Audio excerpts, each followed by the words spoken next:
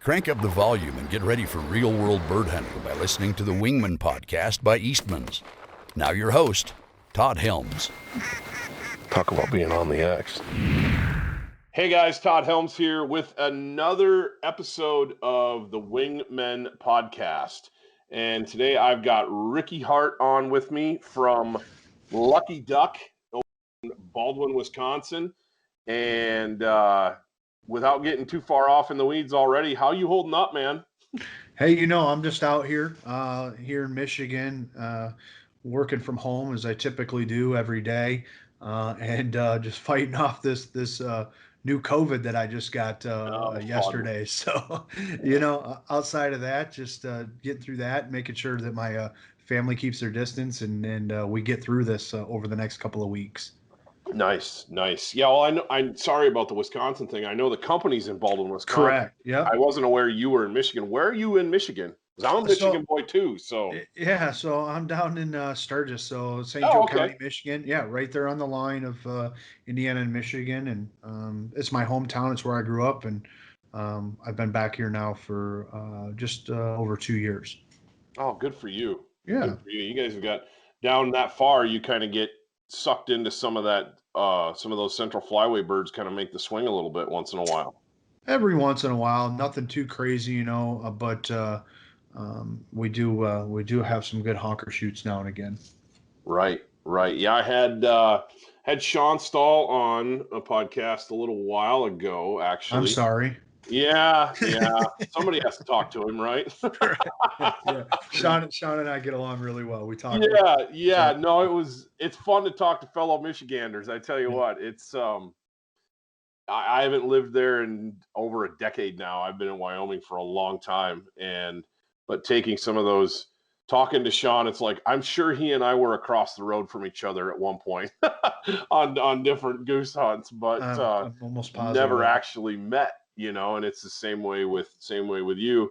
And it's funny how the world of waterfowling brings guys together that are from the same areas but don't know each other. Yeah, and to take another dig at Sean, I'm surprised anybody in his area actually kill geese because he keeps them in his backyard pretty heavily. So keeps them in a flight pen. Yeah, he does. Yeah, that's he's a bird watcher. He likes to study them.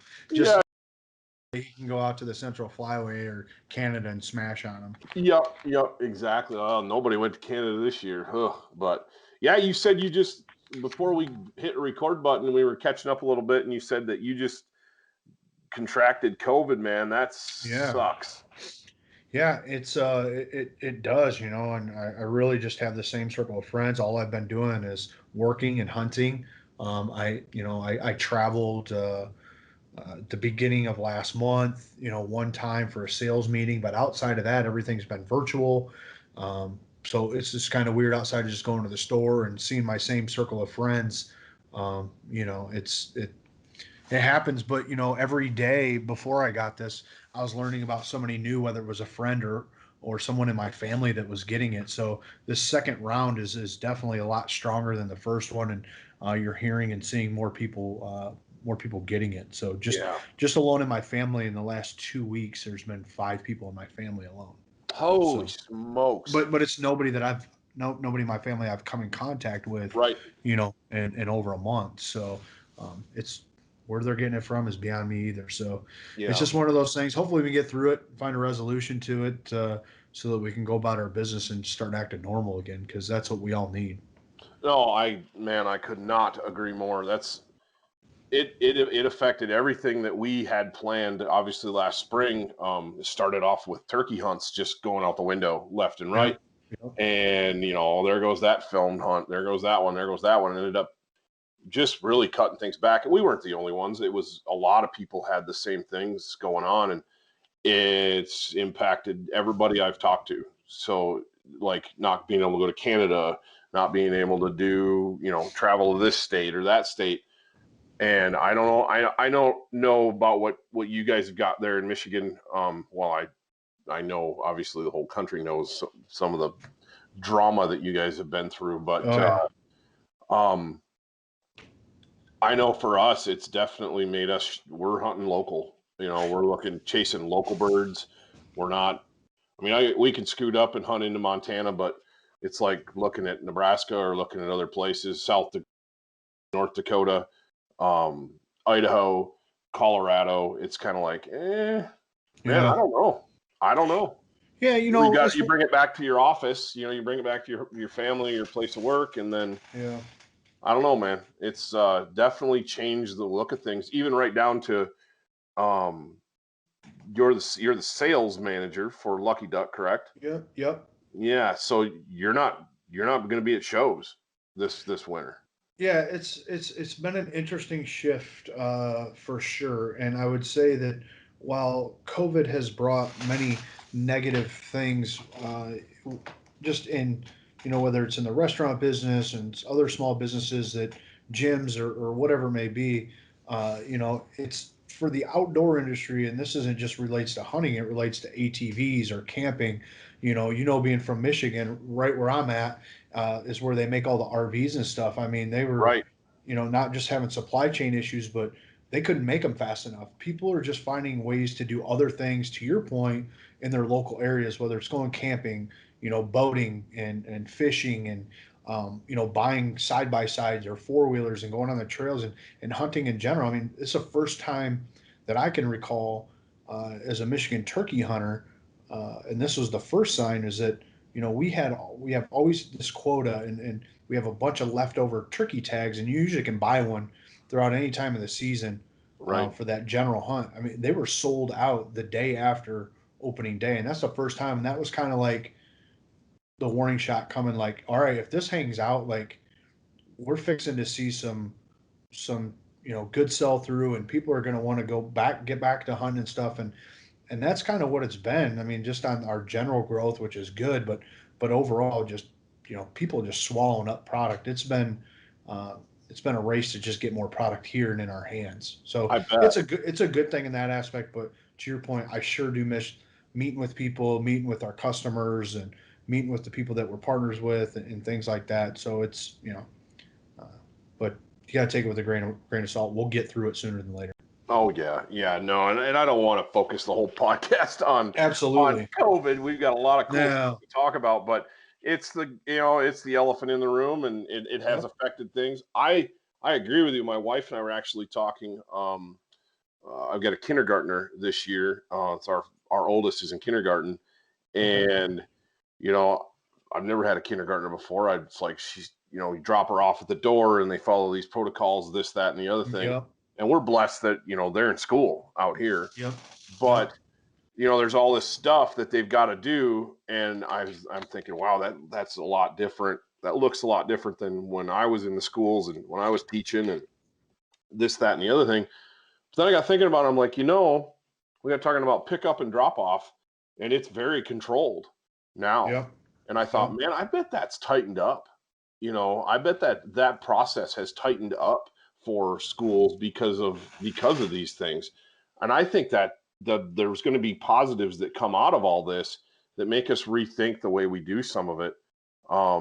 The show thing is going to be interesting to see what happens with that. Yes. There's good grief, there's no NWTF show, there's no SHOT Show, there's no ATA, and it's like I'm pretty sure you and I actually met each other last year at SHOT Show. Yes, we did. And I mean, without those interactions now, what is that going to look like? That's going to look way different. I don't know. It'll be different. But you said you were just finishing up deer season. Being a fellow Michigander, you guys just wrapped up rifle season or gun season yesterday, right? Yeah. So shotgun season just ended. So now we have essentially till I believe Friday muzzleloader will open up, but it's always bow season. So Oh yeah, if I wasn't dealing with this, I'd still be probably trying to chase one, but we'll have till the end of the month on that all together. So then we'll have a late doe season, and we try to get together and try to make all the farmers happy and get rid of some does at the end of the year. And of course, people that want does, we shoot does for them and do all that kind of stuff. So it becomes a fun time of the year, right? And between travel for duck hunts, we still have some duck hunts where we're going on with specific partners and keeping it low key and things like that. So yeah. yeah. We're where are you headed for ducks in the next few weeks? So I was supposed to go to Montana on Thursday, and it's a trip that I look forward to every year. Go out there with Ted Wells and Jim Saubier and Thad and Kevin from Sika You bet. and Brett and Luke was going to join me this year. They're on the Lucky Duck team, and we're going to kind of make it a fun group deal. And I was really sad that I'm not going to be able to go. Fortunate Luke and Brett will still be able to go out there and hang with those guys. And it's just important. They've been lifelong friends and um, uh, partners for a long time, and we just enjoy getting out there and going hunting with them. But after that, I might later on going to try to maybe get down to Oklahoma, maybe down to Grindstone Outfitters. Might try to swing down into Kansas and see Ben Webster at Big Kansas or Jed and Paul over there at Southern Prairie Outfitters at their new lodge, and then January we'll go down to Arkansas and just hunt down there around with some friends, and then it's usually at the when Arkansas goes out those last couple days, I'll go down and hunt with my good friend Jeff Watt and Matthew Cagle from Brigham Wright, and buddy that we know is nicknamed Bumper. We'll go down and hunt down in Maddox Bay and do some public hunting, and then kind of just shift over because Max does their snow goose conservation hunt. So we try to be there and support that. Whether that's going on, I don't know. I think it's tentatively planned, but again, it's a hunting thing. So if you're around the same people, you're going to be with the same people. It's it's not like you got 30 guys or 40 guys out there. It's just a controlled environment. So I hope that he still does it, but again, I understand if he doesn't. Right. Down there at Max. Yeah, that would be cool if you could pull that off. That's for sure. But I don't want to rub salt in your wounds, man. But yeah, we're loaded with birds right now. It's a crazy thing because I was talking with the guys in Montana and then my buddy Ethan Kirk over in Nebraska, and it's just like the amount of birds and the amount of ducks, but knowing that it's really not even froze up north, so it's crazy to me to know or understand why these birds are moving like that and why they're stuck around you guys, because you're not really anything's frozen you guys up north. No, and we had early in the month, last month, November, the first part of that November and around Halloween, we got some nasty weather. So much so that it put a damper on one of the guys that you see on the webisodes and stuff, Scott Reekers had a big production of a backcountry late season elk hunt planned, and we got so much snow that they couldn't get in there. They couldn't even get to the trailhead with the horses. Wow. And so they ended up punting and doing a different late season hunt, which Ike, our president, CEO, owner, all things that is Eastman's, they had another guy coming in that had a late season tag, and they were actually able to get that, but super limited on where they could go. But what that weather did is it pushed in all kinds of birds for us. Right. And I was out chasing whitetails, kind of like what you've been doing, along the river bottoms. And man, there's geese and ducks, and I'm thinking, I got to get in the blind. Holy smokes! I got to get these deer killed and get in a blind. And then it got nice, which it usually does. And within a couple of days, it got nice, and our geese were only here for maybe a week, and they were gone, and they went back up north. So they're up. You go up anywhere along the Yellowstone or the Missouri right now in Montana, and they're loaded with geese, just loaded. And we don't have hardly anything here, but our mallards stayed. And so I've been keeping an eye on a cornfield the last couple nights, and they're totally vampire ducks right now. They're totally nocturnal. And so I've been hunting them. We hunted them on the river. I think Black Friday, we hunted Friday morning. Of course, they don't come back until an hour after daylight, and they come back and they're literally just spitting up corn. They're so full. Yeah, it's full moon. It's we were supposed to. I was actually supposed to go over with the Grind Waterfowl TV, and we were supposed to hunt up in Bismarck on the Missouri River, and I was supposed to leave Sunday, and the biggest thing is that we looked at the moon chart and just kind of looked, and then you can only hunt up there on the weekends the entire day. If not during the week, they cut it off at like 2 o'clock. So Oh, I bailed on that. I was like, yeah, cold weather, full moon. They're not going to move until yep. 3 o'clock, 4 o'clock in the afternoon, and good. So No. we ended up moving the hunt, and I think that was a smart thing to do. So they're going to end up going up there because I was supposed to be in Montana, but either way, it would all have been a wash for me. That stinks. Yeah, Oh, that stinks. But yeah, yeah, we finally got some weather. The weather broke here. It's been nice, 45, almost 50 degrees and sunny every day, and with a full moon, so you know what those ducks are doing. But today it started snowing about 25, 30 minutes ago, and I'm going to run out and check that field after after you and I get off the phone, because I have a feeling it's good. They're going to be swarming that thing in the daylight today. So well, we shall see. We shall see. But that'd be awesome if you got into them.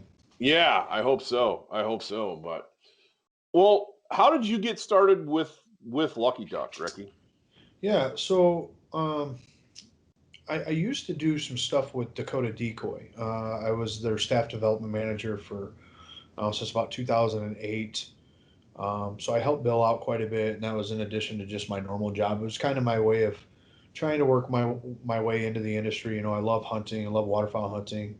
Um, I've been in the blind with my dad since I was 5 years old. So thankfully to him, he just helped me grow that passion for waterfowl hunting. And Bill and I got to know each other really well, and things like that. And I was actually working down in Illinois at a consultative sales position, recruiting for colleges down there. Um, and I was able to meet Tim No, who's one of the owners of Lucky Duck, at Game Fair one year. So going back to the shows, how valuable they Uh-huh. are in networking. So I was at Game Fair one year, and was able to hang out with Tim and get to know Tim. And it's just one of those things you always kind of keep in your back pocket. One day I was just kind of tired of my job, bought out by a corporation, and the culture was changing. And I just called up Tim one day and I said, hey, if you're looking for anybody that's sales oriented and stuff like that, I would love to talk with you guys. And one thing led to another, and a couple of months later, I ended up obtaining the role as a sales manager with Lucky Duck, and here I am. It's going to be 7 years this January, and I tell you what, every year, not only do we get more busy, but it gets more fun. I absolutely love this job. I love the people that I work with, and the team that we have is just absolutely amazing. That's cool. It's always interesting to hear, how people got started in things, and because you never know, and you hear the stories about guys that, oh, I've been wanting to do, wanted to be in the industry my whole life, or I wanted to have a hunting and fishing job, my whole life. And it's always interesting to hear people's stories about how it actually, worked out for them. So that's why I asked that question. But what is your year looking like now that there's no shows? And I mean, companies are kind of scrambling, trying to figure out how we're going to release product, what are we going to do? What is your year going to look like these next few months after, when things start, you got to get product announcements out and get things released. What are you guys Yeah, thinking along those lines? well, I mean, nothing's really changed for us. It's more so what the best thing that COVID's done is it's made people communicate more and communicate more effectively. We're just, a lot of my main retailers, I communicate a lot with them daily to the best that we can. We've had virtual meetings with them. It's provided a little bit more convenience because of technology to be able to do those things. It's tough not to be able to, spend time with them so that they can, touch, feel, and see you know, feel the product. They can see it obviously virtually, but it still doesn't allow them to get their hands on it. And that's just, that's unfortunate. But as far as, marketing deadlines and sales deadlines and the things that everything, nothing has changed for us. If anything, we're trying to get things done more in advance. For me, I'm trying to get all my forecasting done for 2021 by the end of this month. So, that's where I'm at for all the big box retailers. We have Luke Cramlett that's now a sales associate, and he handles some independent accounts and things like that. So he's going to be able to communicate more effectively with them. Haley, you also met Haley there probably at Real, SHOT Show. sure did. She does an amazing job with anything marketing wise that we need. She's working on the current catalog, building out the asset library, working with our influencers, and Luke doing some community marketing to do some of that. So nothing's really changed for us. If anything, we've turned it up a little bit on the way that we communicate and maintain our communication, so that we don't lose a step because of show season. But quite honestly, um, we weren't going to display at SHOT Show Okay.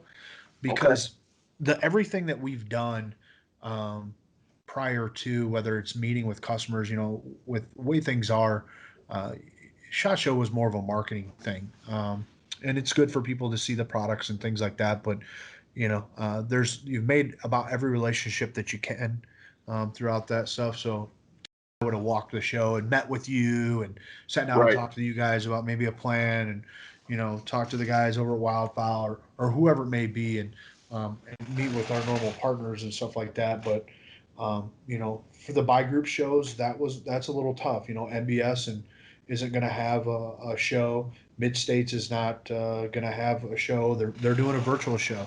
Some of the buyer feedback is they enjoy it virtually because they can kind of do their work, then check in with a vendor, like, you know what I mean. So it's Right. kind of this virtual door, if you will. They knock on it, you're there waiting for them. They come in or whatever. But um, so there's ways of still getting things done. Nothing beats face to face communication, but it's business as usual.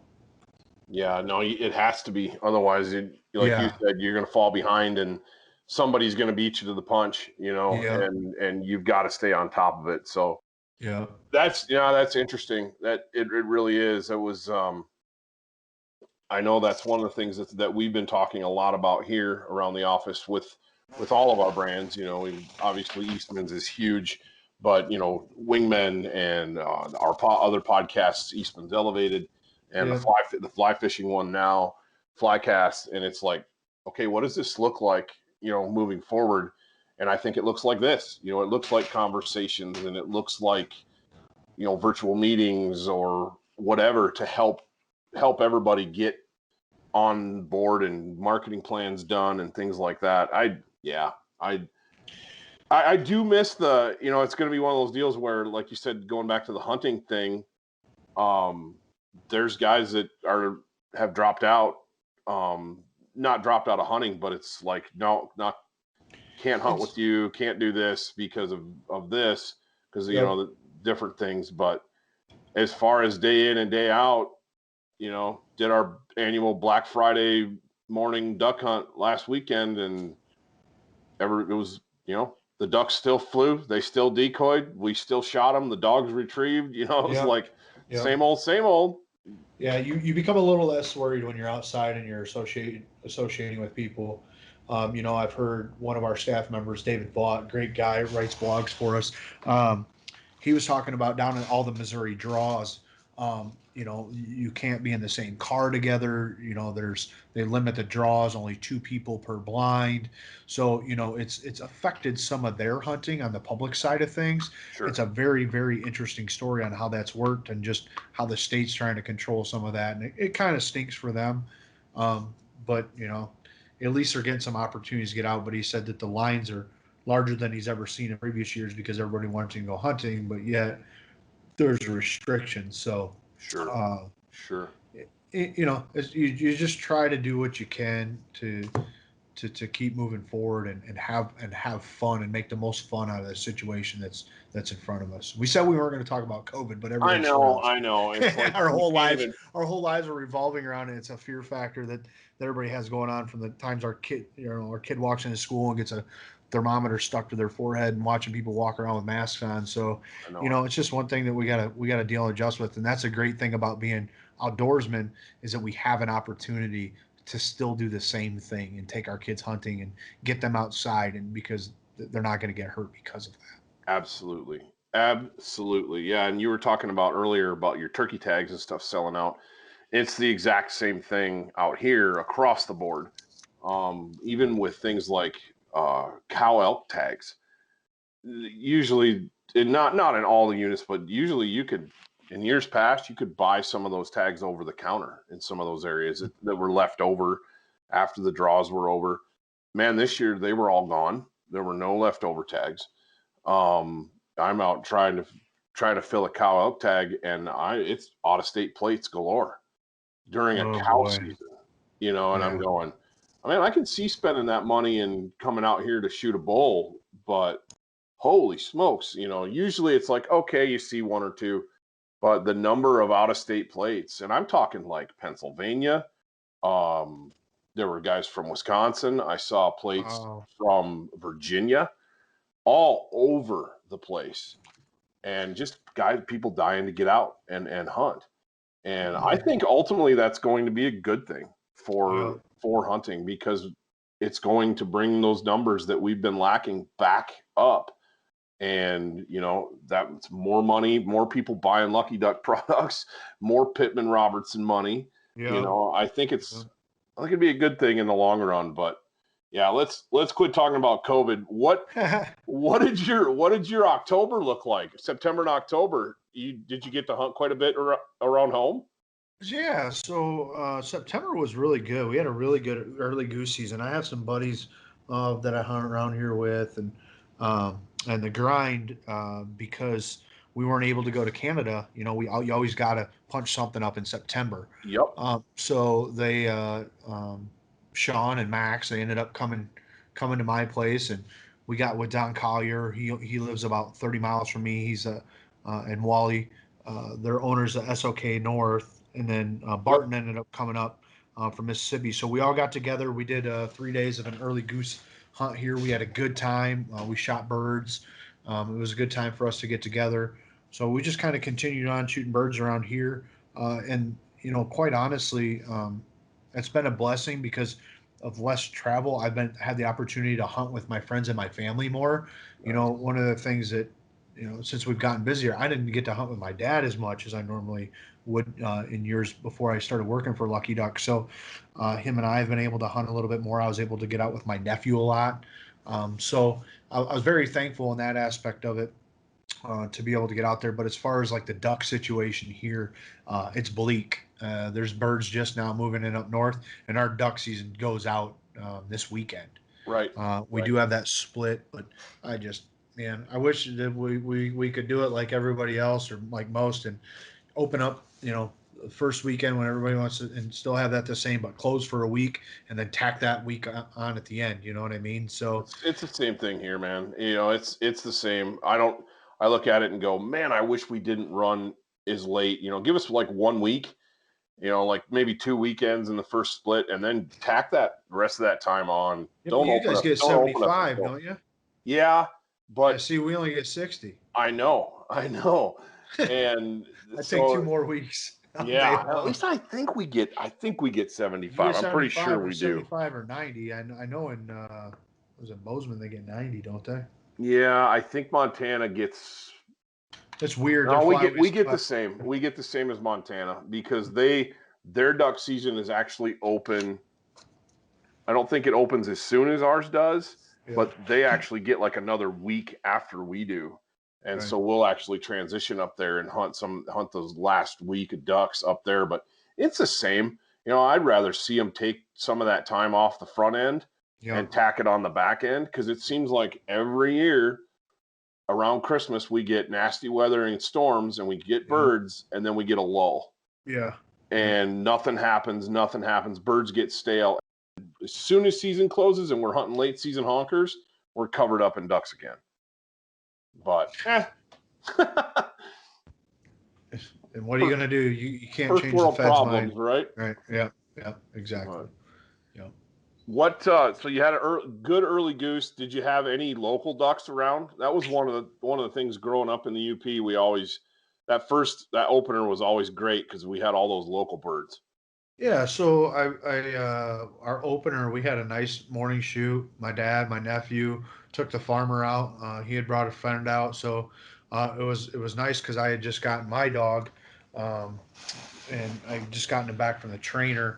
So it was nice to get him on his first duck hunt. It was just a flooded field. There's always a water hole in there, so it was holding a couple hundred ducks, and we did pretty well that morning. So I was excited to get people out that really don't get to do it ever or that too often. Share a hunt with them, so that was fun.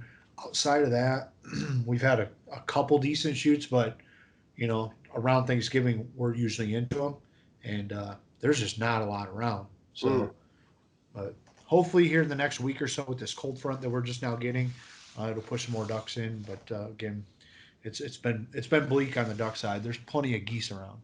Yeah, no, it seemed like we had the same kind of deal. It was towards the end there, you were scrambling to find ducks, but there was tons and tons of geese. So you just never knew what that was going to be. Well, I hope you get a chance to get out here and get some of those later season hunts in. And if it works out where you swing out this way and you're close, give me a holler, man. We'll get you in a blind. I'm gonna have to say something to those guys that are out in or to Bill and the guys with the grind because how far are you from Riverton?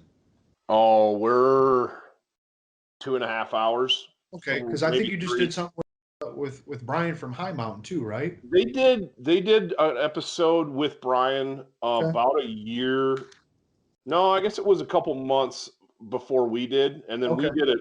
They did kind of focused right there around Riverton, and we actually did a river hunt where Okay. we floated the river with them, and then we did a factory tour, and actually we're just sending that video back out in a newsletter today, um, with a big push for High Mountain. So And that's because for people to hear more about products. I do believe more people are listening to podcasts, and this is kind of piggybacking off of what do you do without shows. You got to do more of this stuff. We have to have conversations and keep people engaged and talk about, hunting and products and stuff like that. So this is a good opportunity for that. But, um, those guys are going to be out, I think, in Wyoming.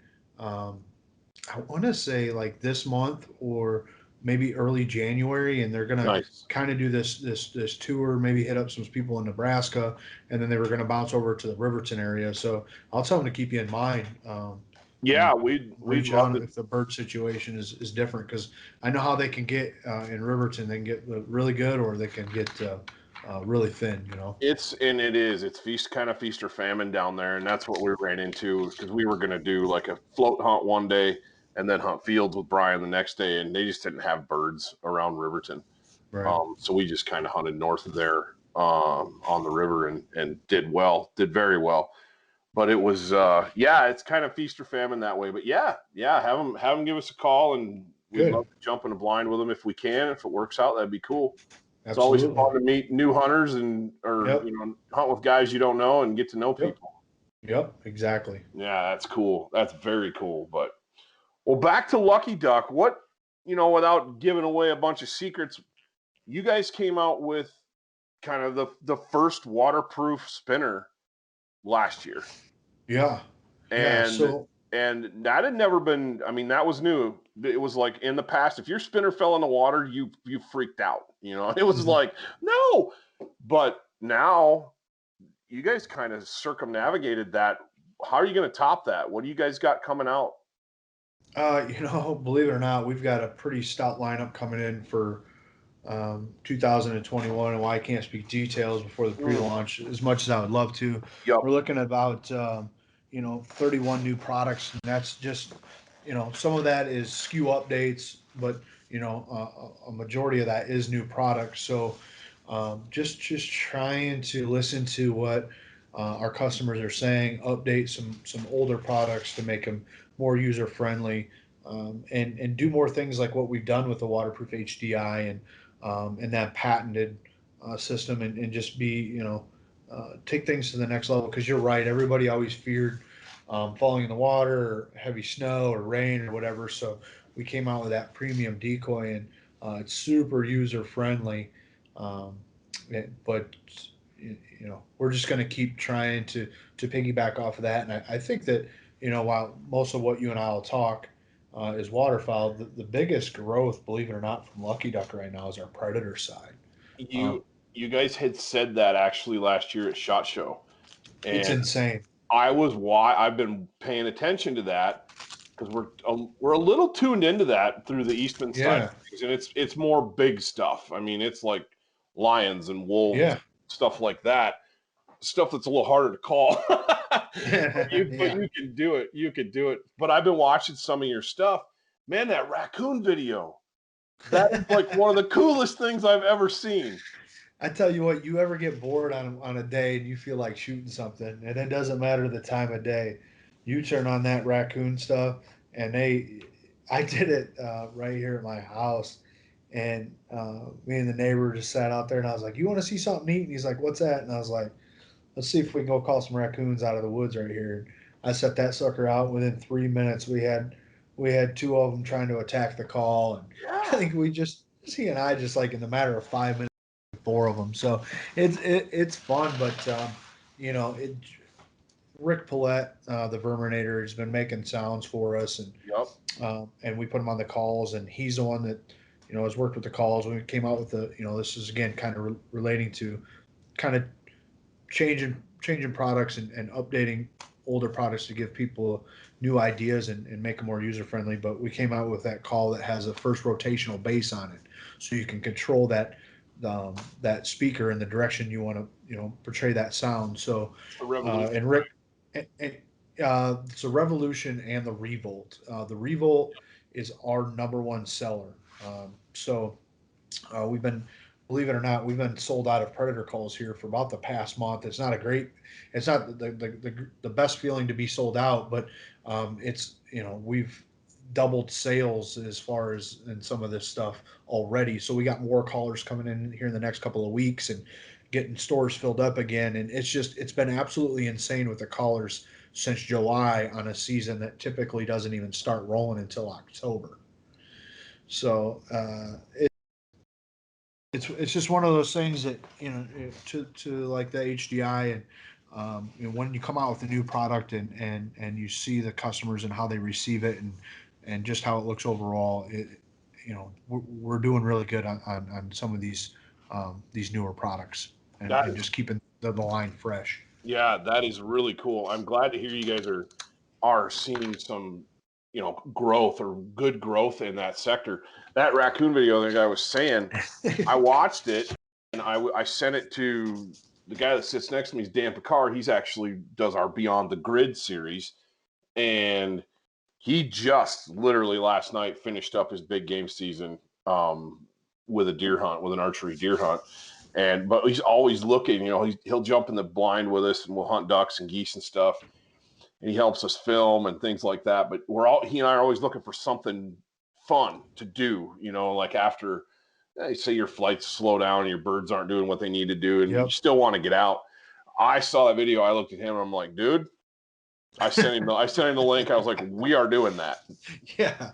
We are doing that. It's intense, man, to see them come down the trees and just like mid daylight when you're not supposed to see them come boiling out of the trees and come running down and just come sprint right at the thing. I mean, just mad, just so mad at it. And then Max, our camera guy, was just laughing because he's like, man, they were nipping at my legs and climbing all over my legs and just running across. And it's Rick laughs about it and he's like, I didn't think it'd be so appealing just to put those sounds in that call, but people are loving it.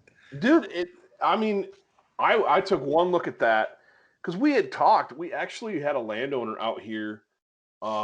We asked about pheasant hunting because he's got it seems like he's got birds everywhere. Right. And which our habitat, our upland bird habitat, our pheasant habitat, and our waterfowl habitat, big time overlap here, but it's really fragmented because it's all in river corridors. And once you get a couple miles outside of that river corridor, it's sagebrush and badlands, and there's nothing. There's no habitat for stuff. And so this guy, we started asking him about this because we kind of duck hunted on his place. We'd seen a bunch of pheasants.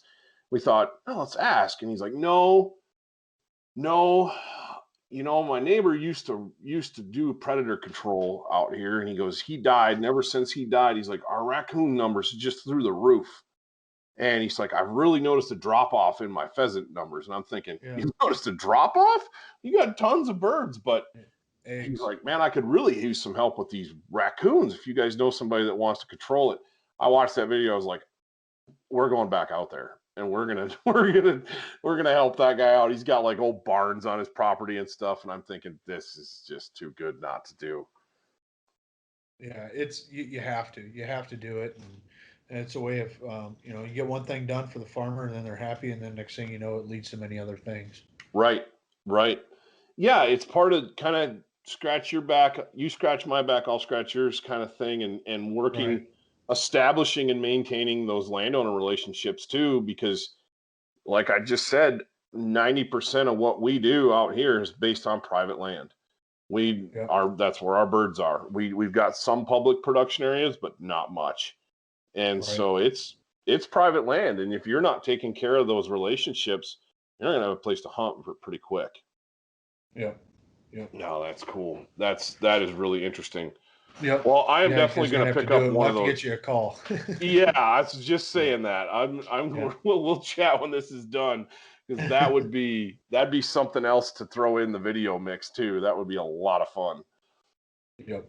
Exactly. Well, that is awesome. I noticed too that you guys got into the field hunting scene a little bit in the last couple of years. You got some silhouettes out. You got a really unique one with your high vis silhouettes. They're just black and white. What was the reasoning behind that?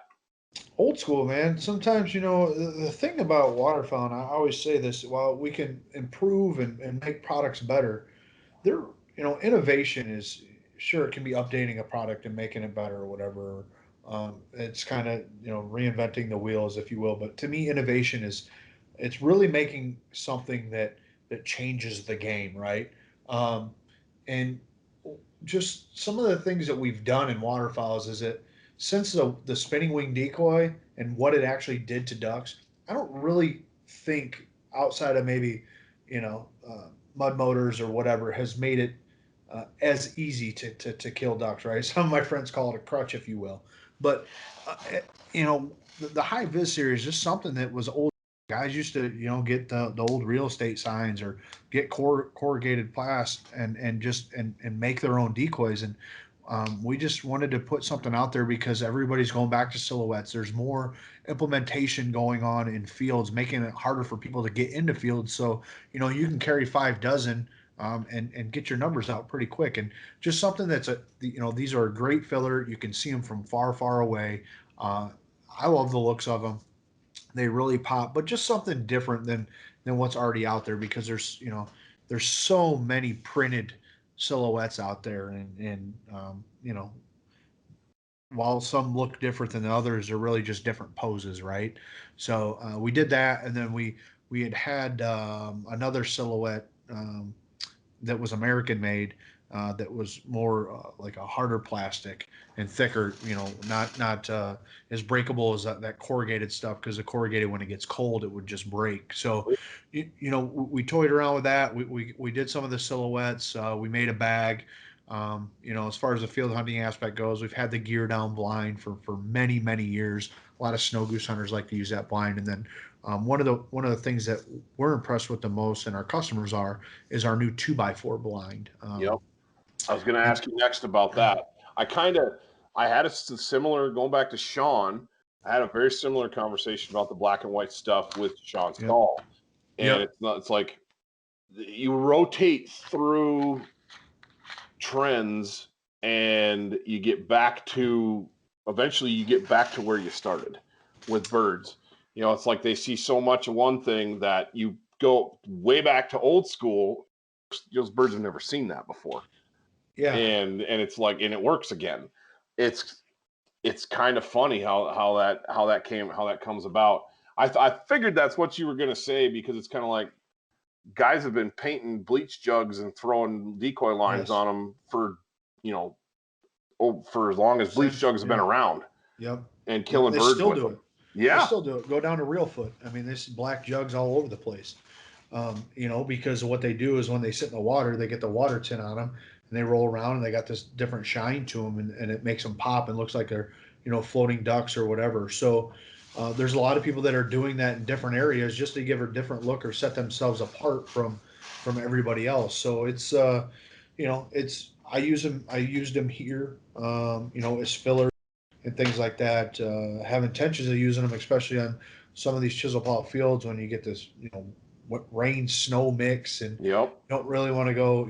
I can get my side by side out there, but I can put 15 dozen of those in the back of the side by side, and just get out there in the middle, a couple of gear down blinds, and just go hunt. Yes. No, completely. And we've kind of gone to the same type of setup here, where if I can get away without using a layout blind, and the old school hunker down in a ditch or hide in the decoys with your camo and maybe some like a gear down blind, Yeah, man, I don't know. It seems like we decoy birds really, really well doing that. yeah, And yeah. The that more so that natural so that you can 2x4 be. blind, Mhm. you were going to talk about that. One of the things that I noticed that I liked about that design, that what I saw was you can split it. I mean, it's 10 feet long, but you could split it to be only 5 feet long if you need to. Yeah, so that's one of the things we wanted to make it, durable. Everybody advertises, about their blind, their 8 foot blinds, being able to hunt, 4 people, and that's just not the case. You get, maybe if they're 4 kids or, Yeah, four small women, but you get 4 grown men in there, there's just no way. I mean, it becomes unsafe. So we were like, hey, we've hunted with all these other products and things like that. We can make this better. We can do a better job, and let's make it more appealing to the customers, because sometimes it's just during the week you can only find another person to hunt with you. So yeah, you can break it down. You can pick the whole thing up, without having to worry about bars sliding out, or whatever it may be. And we changed the strap design on how it, you do the burrito roll up instead of using nylon buckles that are known to break, and it makes it hard to draw the tension down to really close the blind up. We used an NRS strap. Believe it or not, that idea came from guides we listened to out at Falco. They said, this is what we use. We use an NRS strap, and that really allows you to get the pressure on that blind, makes it easier to carry, right. to stack in trailers and that. So just listening to people and listening to the people that do it every day, that's why people like that blind so much more in the pocket room. And I can throw this out there. This is one of the bones I'll throw you. We are going to have flip tops for them next year. Ooh, So sweet. yeah, and it's just going to be an easy, no bolting, no. It's just going to be a clamp that mounts to the top, and we're gonna. That's one thing we're gonna do. So again, you're going to be able to buy the flip tops in the set to fit the whole 2x4. But if you go out with the 2-man portion, you'll just have the one flip top that you can set up on the 5 foot portion. So, not ruling that out either. So again, you can use them both ways. That's nice. Yeah, Yeah. that's one of the things when I first started hunting out of those things that Jim Subier has a saying that I'm sure you've heard about, sticking out. But I'm almost going to argue with him and say he stole that from me, but will yeah, you I repeat think he that what it did. is? I think Yeah, he actually gave you credit. yeah, yeah. It involves pizza. But yes. Yep, Yeah. pizza. Mhm. Oh goodness, but once I got over that initial aspect of hunting out of those, one of the things that I did notice was that, man, if birds swung over you, went over, say they could go over too high, and then, man, it almost always seemed like they'd look down and they could see in that blind. That was one thing that we really had to Yeah. pay attention to, was getting grass over the top Yeah. of that stuff and making sure we were hidden from above. That was what, once we figured that part out, no problem. And it's almost shocking how well those things work in situations where you would not expect them to work. Yep. And then you probably had Sean talking to you about why he makes everybody wear black in the blind, Yep. because people might be wearing various camos or whatever, but then there's a black gap in between them. So he's like, why not just look black throughout the whole thing? I Just mean, a black hole. Yep. that makes a lot of sense too. Sean's a a very good hunter, better hunter than I am. I would listen to Sean every day of the week. He uses our goose flapper, and he really likes that.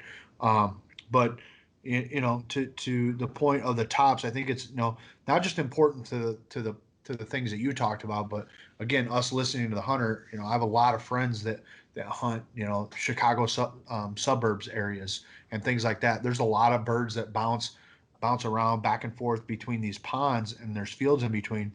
A lot of times these birds are coming from your backside. The the tail, or whatever most would say, is that, well, if a bird comes from behind, you got about a 50% chance, 50 chance of killing it. Well, there, a lot of times that's not the case. So, you have a big opportunity to kill them, but you just don't want them to be able to see down that blind. So, that's why those tops are going to be important for guys like that too. No, absolutely. Yeah. Absolutely. Yeah. I mean, if you don't have any control necessarily about where your birds are going to come from, yeah, Correct. a flip top like that would be, I see a zillion uses for it, especially. And out here, we get into some of these late season scenarios here. There was a situation that I think we'll be able to release it as a webisode. I think we got enough footage to pull that off, There you but it go. was the very last hunt of the year.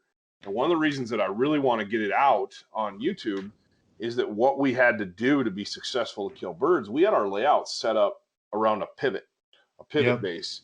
And these birds we were totally trafficking these birds. They'd quit using this field. We couldn't get on the feed, but we got right in between them and it was like, let's try it, Mm-hmm. So we set out a huge spread, kind of tore up the snow with our pickups so it looked like it'd been disturbed. And Yep. then we got tucked in and we had snow covers, and man, they were just picking us out. And Yep. we killed a few that decoyed really well, but it seemed like they wanted to loop around behind that pivot, and they'd Yep. come in. When they made that loop, they were killable. But when they made the come back around to the decoys, they were 75, 80 yards out, feet down. And it was just like, we got to be able to shoot behind us. Yep. We Yep. actually took those layout blinds with the snow covers and stood them, like built a fort out of them around that pivot. Made You your know, own we blind. Yeah, we built a blind out of our layout blinds Yep. is what we did. We needed the we needed to break up with the white, and we started killing birds, because we could shoot 360 degrees then. Yep. And it's like they weren't safe when they made the swing 20 yards behind the pivot, they weren't safe anymore, Yeah, and it was they like, do weird things, man. they do, they They try do. to they've been, lately for us, they've been sliding on the back side of the mass. They'll do things like Mm, that. So we've been, you almost have to hunt these big honkers like Lester sometimes. Like, man, you gotta watch them because they're gonna slide on the back side of the mass, or short stopping you or whatever. But to your point, hunting around a pivot, we got away with that stuff up until this year. This year we just can't. I mean, we'll look at each other and like we'll just can't do it. It's nice because you can get down to pivot lanes most of the time when everything's chisel plowed, but that if you really want to kill them, you got to get out in the middle of the field somehow. yep, And we were getting away with the 2x4s in the middle of the field. Now that may work up in Canada still, or it may work in your area, or it may work somewhere else in Illinois or whatever. But it's not working here anymore. So what did we do? Like you and Sean talked about, we had to go back to the old ways of doing things. Now, after 3 or 4 years of not doing it often, I'm hunting out of a layout blind more often now than I yep. was previously. But that's just knowing what's going on in my specific area. That may be different for you, but No, those are surely different. yeah, you're spot on. And our birds, I mean, they get localized pressure, but we obviously don't see the hunting pressure that you guys do in Michigan and, say Illinois, or some of those big Minnesota, some of those big Right. honker states where they're grinding on those birds all the time. Those birds get tough. And our birds get tough, but not like that. But it's definitely one of those deals where it's nice to have a blind like the 2x4, but it's nice to have layout blinds too, because you've got to be able to match whatever situation you've got to do. But are you guys digging your layouts in at all? I remember No, we used to no. have to do that. Here you just we just don't mess with the fields much because we have a lot of seed cord farmers around us, and you go messing with the ground a lot, and Yep. that gets them wound up. So we just really just try to get in and out. We use four-wheelers and side-by-sides. I mean, just to be able to get out into the field, just try not to disrupt the soil and respect the farmers the best that we can. But a lot of times with these chisel plowed fields, depending on how bad they're ripped, if they rip to the pan, then we try to use like gear down blinds and get as low as we possibly can. Right. But if they're still to the point where you can see corn, just as long as we stubble them up, slap them all together, and then what we're doing is we're not putting any decoys behind us or to our sides, to the sides of us, because we don't want them looking down the blinds. Right. So we usually hunt decoys. Nothing's closer than 10 yards. So Yep. we want to get them out there 10 yards, and then we start set however you want to set, but at the same time we're just not in the decoys. Essentially, we just want to be off a little ways. Yeah, we do the same thing hunting fence rows out here. Yep. You set up there's a lot of course, everything out here is irrigation. You Right. couldn't grow anything in the desert without irrigation. So Right. all of the ag fields have big irrigation lines and ditches, and Yep. seems like there's always something to hide in. Even if the birds are out 200 yards out in the field, most of the time you can suck them over to the edge because it's just like a little run of grass or weeds. But it's the same way. You don't put anything close to your blinds. It's all set out away from you, and you get them as they're swinging or setting in kind of across. That's one of those things I like to do, is if I can pull birds from right to left or left to right, play the wind that way, so they're not coming right in, staring right in your face. Yep. It seems like I get better shots that way. Cool. I agree with you. Yeah, it's just it's really just trying to adjust to the ways of what's going on around you. That's bottom line. Yeah, absolutely. I see one of the things that you guys have kind of led the charge on a little bit is the pigeon game. That's something that holy smokes, kind of come out of nowhere in the last year and a half to 2 years, is guys chasing pigeons in the off season. I think it's something that we all used to shoot them when we had the opportunity, but man, there's guys that are actually getting after it, and you guys have answered the call with that. So we made this big mean ass looking pigeon, right? And thing's a brute. Just seeing what's going on in the industry, and it's not obviously a game changer by any means as far as when it comes to sales dollars, but customers look for that kind of stuff, and there's guys that do that. I do it. I've got a buddy that's ate up with it, that's just north of me about a half hour, and we get out and try to do it, and you find a good dairy farm where they're all hanging out at. And that's the nice thing about out where you guys are at, or in Idaho, or you get outside of the Twin Cities, and they fly out of the cities and they go feed and stuff like that. So they're just as much fun to shoot as ducks. I mean, they decoy just like ducks. But the bigger part of that market is for us is actually in Europe. We sell a lot of, we made a wood pigeon. And so we sell a lot of wood pigeon spinners in Europe, believe it or not. I didn't even think of that. That's wow. Yeah. Yep. That is super cool. Hey, you're talking about a mean ass looking pigeon. He looks like he's got a chip on his shoulder. Yeah, he's flexing for sure. But, no kidding. That's a Dave Constantine, our carver. He does an excellent job. When he got that thing back, I was like, that thing's a brute. Yeah. So, but it's the size of a normal pigeon. Yeah, that is so cool. Yeah, I was looking at that, and I was actually out driving around this morning, kind of looking for birds, and found just a massive concentration of pigeons. You gotta go, man. You gotta man, if they're still here after duck season, or if our bird numbers drop off and things slow down, I'm gonna go after those pigeons, and I'm gonna go after those raccoons. Yeah, the nice thing about them pigeons, man, there's no laws, there's nothing. No. And they banned a lot of pigeons. But by those people that actually track them and take care of them. But you gotta do it. You gotta get out there and do it. It's a lot of fun, especially if you find a big feed of them. You need to. It doesn't take much. Just go out there in a little gear down blind, and as you keep killing them, spread them out for decoys. Right. Exactly. Yeah, and we had a couple of early goose spots back in Michigan that they had pigeons, and that was one of the deals that they always wanted you to shoot those pigeons out of, they'd go in the barn and beat on the doors and stuff, and you'd be standing around and pigeons start flying out. And we always, not just that, but the toxicity. I don't can't say right, it. right, When they're poop and all that crap. right. So with all that, they don't want them around at all because it can make the cows sick and Yeah, all that exactly. kind of stuff. So Exactly. yeah, But we actually used to eat them, and we were poor ass college kids, but we used to eat these pigeons, and we would take them, breast them out, and we would quick roll them in like seasoned flour, fry them, and then put those fried breasts in like a bath of cream of mushroom or cream of celery or cream of chicken soup, and throw them in the oven at like 350 for like, I don't know, 30 minutes, 45 minutes, and serve it over rice or noodles. Man, they were phenomenal. They so were, you did everything possible to make sure you didn't taste the pigeon. yeah.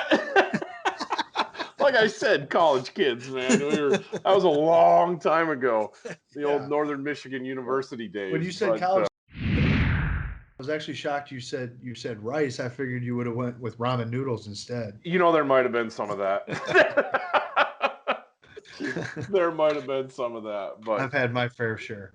oh man, but yeah. So I see all these pigeons flying around. I think, maybe let's go for some rock dove. That wouldn't be. That might not be bad. But Get after it. anyway, that's awesome. That is awesome. But you guys have got dog stuff. You've got Yeah. all kinds of great stuff. That you brought out the kennel. Mhm. What can you tell me about that? It's just that's been something that's been crazy. Out of the gate, it was looking good, and now it's just we can't keep them in stock. Basically sold out or on back order until next month. Wow. Having everything manufactured here in the United States. We bring it all together to final assembly in our warehouse. So it's a really nice product. Our product manager Brett Ayers did a phenomenal job on engineering that and working with suppliers and just figuring things out and figuring out materials that we can use to make it lightweight and durable. And it is obviously 5-star crash test rated. And we offer the kennel covers for it and the pads, and we will be coming out with a larger version here shortly. So that's going to be good for people with bigger dogs or frontline animals as far as German shepherds and such Right. like that.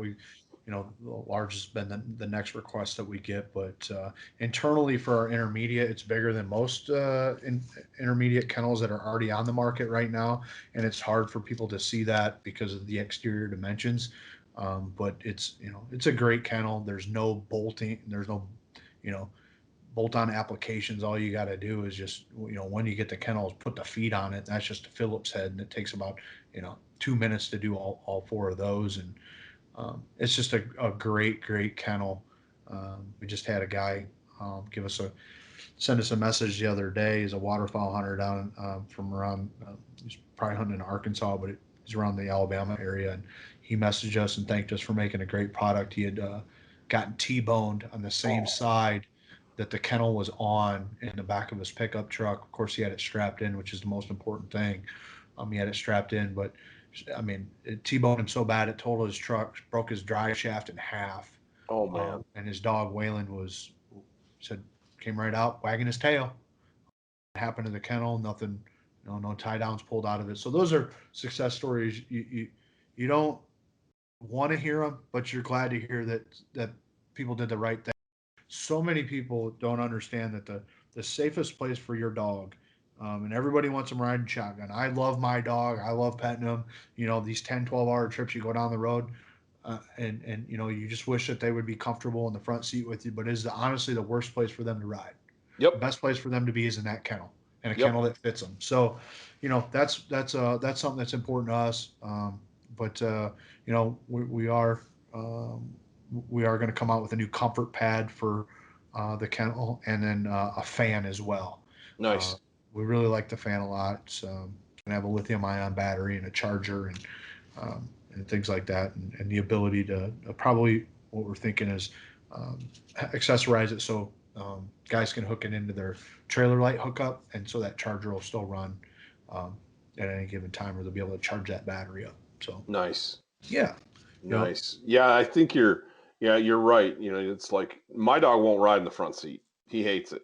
yeah, He's totally, he wants to be secure or feel secure. So he's like in the back seat laying down. You can't even hardly get him to sit up. right, And but a lot of times he'll, if I'm short jaunts or whatever, he'll be in the back of the truck. I have a topper on the yeah, truck, and he'll be back there kind of loose rolling around. But I'm like, man, that lucky kennel, that intermediate size, would be obviously perfect for my dog. hmm, But I'm looking at it. I actually I'll be getting a dog from Barton here okay, in the spring. good, And so, yeah, I'm really looking forward to that. But that's one of the things I told my wife. I said, we've got these cheapo plastic kennels that I bought, back before these lucky kennels even existed. yep, And yeah, it's worked. But I looked at it and I said, we're going to upgrade when we get, now that we're going to have 2 dogs. I said, we're going to upgrade kennels too. I said, that's pretty important. You throw them in the back of a Suburban or side by each, or you throw them in the bed of the pickup side by each and strap them down, and you just know your dogs are going to be protected. Because I think the days of the duck dog that lived outside and slept under the porch and rode in the back of the truck, head hanging over the side. You see that all the time with these ranch dogs out here. Or they'll riding 75 miles an hour down the highway on a flatbed, and it's like, wow, how is that dog even on there like that? But it's crazy. I think those days are, people are over that. They spend a lot of money on dogs, and they want to take care of their animal as part of the family. My dog, he lives in the house, and he spends a lot of time outside to be conditioned to the outdoors, but he lives in the house, and my girls love up on him every single day. I've got a little boy born in September, then that dog is by his side constantly. And it's like, we strap our kids into car seats and strap them down with 5-point harnesses and whatnot. Why aren't we doing the same thing, level of protection for our dog? yeah. I agree. I mean, it's the best way to describe it is that you're about to make a healthy investment in a couple $1,000 dog, and then you're gonna go and put it in this crate, this, like you said, plastic crate or whatever, and um, that's has no durability to it or anything like that. You dropped a cinder block on it, it's gonna shatter into pieces. Right. So I think it's good that you're thinking the way that you're thinking, because you're essentially protecting your investment. Think about all the time you're going to have in training the dog and things like that. And it's great to hear, because you have other options out there to pick another kennel, like there are other kennels. There's a lot of good kennels on the market, but it sounds like that you and your wife sat down, you made, you're making an educated decision and doing your research. And I think the biggest thing for you as well is knowing that the kennel for her, at 38 pounds is going to be lightweight, and it's going to be easy for her to pick up out of the back of your truck, or maybe out of the back of her, I don't know if she drives a crossover, an SUV, or whatever it may be, or, it makes it more mobile, you know what I mean? So that's, and to have that protection at, the pressure test up to like 4,000 pounds, and crush test at, 600 plus pounds. It's a big deal for us, for people to understand that when you make that investment in a Lucky Duck kennel, that you are protecting your animal to the best of your ability. Yeah. No, absolutely. Absolutely. Yeah. And if you guys keep coming out like with accessories, like you say, I mean, it makes it easier and easier all the Yep. time. Yep. Fan's a big one, in the back of the pickup in the summertime, running up in the mountains or doing stuff. We leave the valley floor here, it's 100 degrees. We run up to the mountain and it's 68. Yep. It's nice to be able to turn on that fan for that dog going through the Yep. desert. Yep. But Exactly. no, Exactly. yep, I couldn't agree more. Well, I I didn't want to get crazy talking product, but I'm kind of a gear junkie, man, and you guys have got a lot of awesome stuff, and I'm glad we got to visit about, just some of it. You guys have a lot of stuff and I'm looking forward to talking more in the future about what you've got coming out for 2021. After things calm down a little bit, we'll get you back on and talk more. But we're staring an hour 9 in the face, man, and it's flown by. Absolutely. No, I'd love to get back together with you guys and talk more, especially when these products hit the market and we do our launch and start, maybe before the season, we start talking about things June, July. And as things start to ramp up and people start thinking about hunting. And, I'm excited for this season. Back on the COVID trend, it's not going away. I think for 2021, until we get clean out of this thing, it's going to be here for a while, but we expect things to continue and in this outdoor market for the next 2 or 3 years, and I think it's going to be good for everybody. Yeah, I think you're right, and I think it'll be good for hunting in the long run too. Yep. It's getting more people involved, and if you can get people out there and get them hooked on it, they'll find a way to stay with it if they really love it. And like I said, that means more dollars for conservation, more dollars for animals, more dollars for habitat.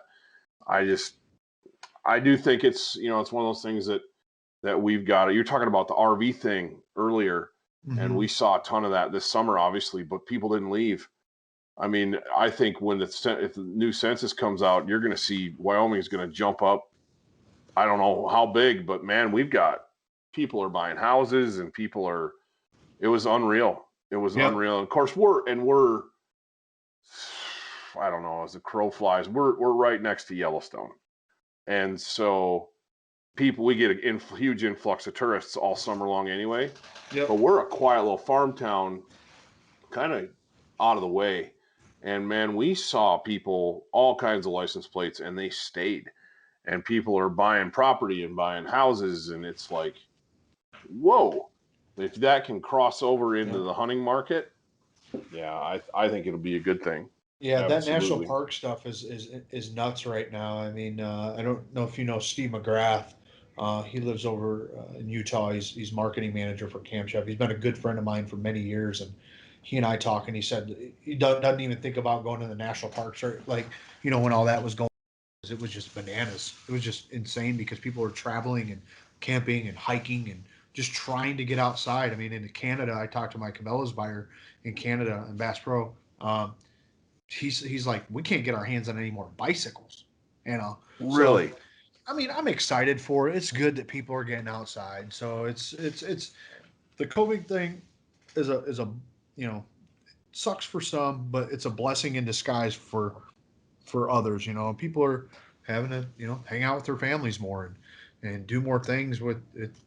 Figuring out more adventurous ways to get out and do stuff versus going to Disney or doing whatever. Yeah. No, that's good. Yep. I completely agree. But well, hey man, I appreciate you jumping on with me, and I've really enjoyed our conversation, and I hope you keep feeling okay and Thanks, get this pal. COVID thing kicked in the butt and get out and get some hunting in here at the end of the year and into 2021. And like I said, let's keep in touch, and if you can get out this way, let's do it. Absolutely. I'd love to do that.